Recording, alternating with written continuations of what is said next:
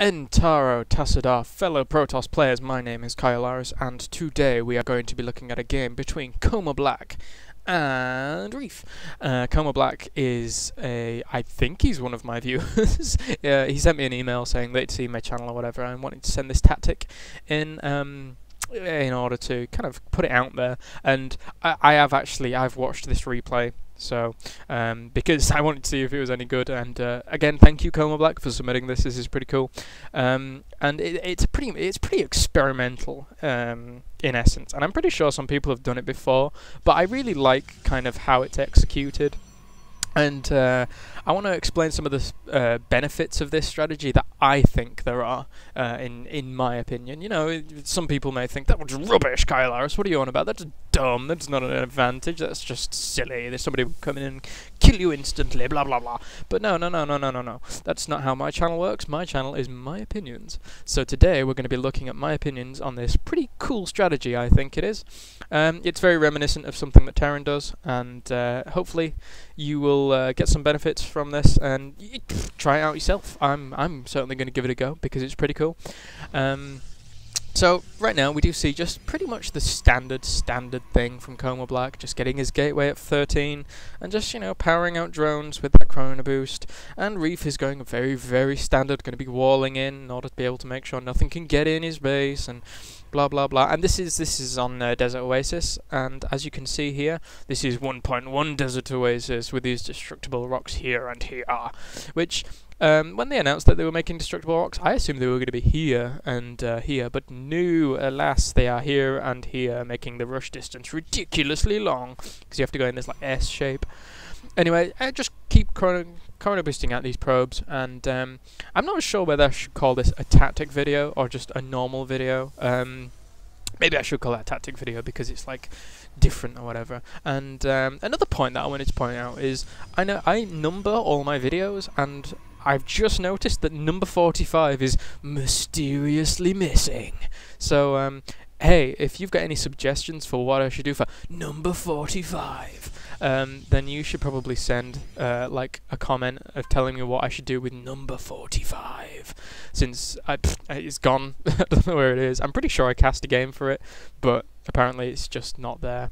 Anyway, he is now getting his cybernetics core out, and as you can see, Reef is just going for a factory. Interesting placement of that factory, actually. I'm quite surprised it would be there, but it has been scouted by coMabLack, so he's going to know what's happening. And we do see now a few more pylons going down, and I'm pretty sure this is where the standard build of a Protoss deviates slightly. Although actually no, it doesn't deviate slightly. Yeah, just give it a second. Come on, calm down. And we do see now, yeah, not bad saturation. Continuing to pump the probes. Very important to keep on your probe production. And this guy just hanging around unharmed or whatever, but the stalker being made is rallied to this guy now, and we do see a robotics bay going down, as well as a what's it called? It's orbital command coming down, as well as an engineering bay. So quite an early engineering bay from Reef there. I'm not sure what he's expecting. Maybe flyers to come along, since the rush distance as flying units is so long, and Mensa has been there for a long time. So we do see now a Stargate going down for coMabLack, and this is where the deviation in the Protoss tactic does change slightly from the norm. And this is what coMabLack referred to me as the 1-1-1 build for Protoss. And don't shrug at this, guys, ladies and gentlemen. This guy's in diamonds, and he's about 1.2k, 1.3k. So you know he's doing good with this. And I really like this. I was watching it, and I really like this. It offers so much diversity in what you can do against a Terran player. I mean, granted, it probably wouldn't hold. It would have no chance in hell on holding against like a 2 racks, 3 racks push or whatever. It would just, you would get decimated by that. So I don't advise it if you do scout like 2 racks, 3 racks, but as you can see, let's get ourselves to coMabLack's cam. He has scouted, and he saw that there was a barracks, and he saw that there was a factory going down quite quickly, so he was pretty confident in the fact that there wasn't going to be any like 2 racks, 3 racks going down, because you can't throw like God knows how many racks down if you're going to be throwing a factory down and going starport or whatever. And we do see the Terran now going for I need to be on everyone cam, going for a few Hellions as well as Pre-Igniter. But again, this is where the build of coMabLack comes into play. As you can see, he's already got this Phoenix going across the map, and he already has an observer in the opponent's base in order to be able to see what's going on. And from this point, if you've got a Stargate, a Robo Bay, and a Gateway up, it gives you so much diversity in what you can do. And as you can see now, coMabLack's got a second observer out. I really, really like this play of getting the second observer out. Most Protoss players are comfortable just sticking around with one observer. No, why not have more? Why not have a whole coverage of the map or whatever? Especially if you want to keep one in your base for like any kind of Banshee harass if you see this starport. And as you can see, Reef is going for this kind of Hellion drop here with the Infernal Pre-Igniter, and that would be deadly if you haven't scouted this, right? But look, we have this observer in position, very nicely positioned, seeing what's going on, and these Phoenix in a position where they can, like, just take out this Medivac when it's coming along. So, okay, overshot that a little bit, and he's going to be wailing away on that now. How many times would you lose to this if you didn't have a starport and an observer? Okay, fair play, maybe a little bit situational, and this may be a one-off or whatever, but that Medivac did go down and lose 2 Hellions, but this would have been so much more effective at this point if he'd have 4 Hellions in the base. Okay, granted, there are a lot of probes dying there, but they would have all died if if he had 2 more Hellions in the base at this point. Anyway, we do see coMabLack now going for a net fast expansion. Fast-ish expansion. We're at the 9-minute mark here, and just pumping out some Void Rays in order to be able to complement these Phoenix. And I just want to highlight actually how well Phoenix complement these Void Rays. Void Rays do a massive amount of damage to armored units or whatever, whilst Phoenix do a massive amount of damage to light units if they're picked up or whatever. That observer did get taken down by that missile turret, and we do see now Vikings coming out, which is the right response from Reef at this point to be able to fend off these Void Rays as much as possible. So nice play there from Reef. And as you can see, just kind of sticking with this Stargate push by coMabLack here, throwing down a few more gateways since he has got this expansion up and needs to be saturating that now anytime soon.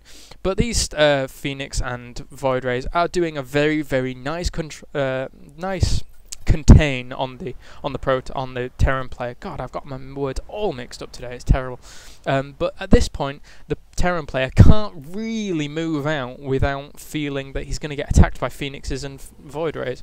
Okay, fair play. This robotics facility hasn't come into play too much, but those observers played a pivotal role initially in kind of warding off that Medivac Hellion drop. That would have done tons and tons of damage without those observers out at that point in time. These Vikings now patrolling a little bit, having a look around, and we do see they're going to be going down to this expansion and going to be trying to pick off a few probes, no doubt. Going to be landing anytime? Yeah, landing. And these probes are going to need to get out of the way. That as Vikings do a hell of a lot of damage to probes. They're now wailing away on this Nexus, but these units are going to come over here and pick off these as well as they can do. Going to be picking off that one, and these Phoenix have a lot of energy, and it would have been quite nice actually to see these Phoenix do more harass during this game. So that's one variation I would kind of throw on this. A lot of Chrono Boost saved up on this Nexus. It would be nice to kind of throw it down a lot on these, especially since there is so much kind of there was a lot stacking up, but now he's producing a few things, so it's okay. And we do see now Thor has come out for Reef, and again, in my opinion, if there was an observer in this base, this would be a perfect time to grab an Immortal for these Thors. And imagine how much that would just counter this kind of build going on. You've got the Phoenix for this Medivac, the Gateway units for these Marines and Marauders, although Marines and Marauders are pretty strong against Gateway units, and these Void Rays could just come in and shred them completely. Kind of misrallied units here at this point, although I do think he wanted to send these Zealots in to distract this force whilst these Void Rays got in and did quite a bit of damage. These Void Rays were fully charged, but now going to be pushed away by the Thor epic damage. Although, that being said, Thor versus Void Ray is pretty much in the Void Ray's favour, since they don't actually do that much damage to Void Rays to Thors. So that's a good bit of advice to know. I'm going to speed this up a little bit because I do want to fit it in one video. So now, as you can see, this 1-1-1 build plays off as a very, very good strategy. I mean, these guys are in Diamond League, guys. Do not forget that. You know, it's not some kind of run-of-the-mill, like, gold, platinum, blah blah blah, because I do think that the skill level between platinum and diamond is extremely high, especially when you get into the higher reaches of diamond, of course, because there's nothing more you can go up to. There's no like Obsidian League or whatever you want to call it, although Obsidian's not that valuable. Anyway, now destroying these destructible rocks. And if you look at this army and look at this army or whatever, these Phoenix can just totally demolish, in my opinion, these units here. Okay, if they got clumped up a bit, the Thors would do a lot of damage, but these units here will be able to rip through what is effectively a push from the Terran player.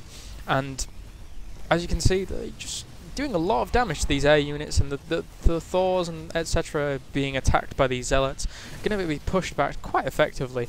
It would like to see these Phoenix do a bit more pickup, although after patch 1.1 currently there's a bug with Phoenix which we'll probably see in a second, hopefully anytime soon. Come on, pick something up, pick something up, pick something up. There we go, he has picked up, and as you can see, he still stays in that stupid mode, so you have to cancel it.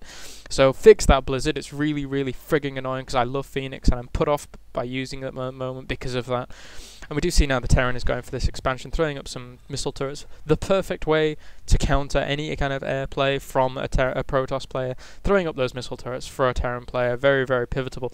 It can be pivotal. Can be pivotal in the engagements later on in the game. But now we do see an Immortal coming out for coMabLack, and I believe this Immortal would have been a lot earlier had he scouted Thors. But just, you know, these are games I really like, not the ones that end in 5 to 10 minutes, but the ones that last a little bit longer. Let's speed this up a bit. So now it's going to be making a push up into these top reaches of the Protoss base, and as you can see, these Void Rays complementing these ground units very, very well here, as well as more units streaming in from the bottom. And these Phoenix have still been alive. They've been alive the whole game, so I'm just going to slow that down in this engagement. I would like to see these missile turrets go down a little bit faster, since they are doing a lot of damage to these air units, and these Marines are stimmed and doing a lot of damage.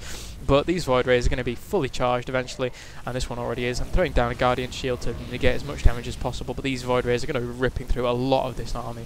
These missile turrets still up here. I wouldn't like to combat this during being fired at by missile turrets, so I would like to probably have this engagement happen a little bit further away from these missile turrets, but it doesn't matter too much. They're out of range. These Void Rays are out of range of these missile turrets, so it's quite alright. Just chasing these units around now, and these two Void Rays that are fully charged just decimate everything. So, yeah, I would say to you guys, I'll speed this up a little bit, give this 1-1-1 build a go. Even if it doesn't work, at all, even if you get smashed or whatever, it's only one game that you're going to get smashed in, or even if you get smashed in 2 games, it's only 2 games. Just give it a go, because obviously it works as per this replay or whatever. The Terran didn't do the best play, and he didn't react in the best way, but I think this provides a lot of diversity, so I'm going to give it a go. I hope you give it a go, and I will see you guys next time.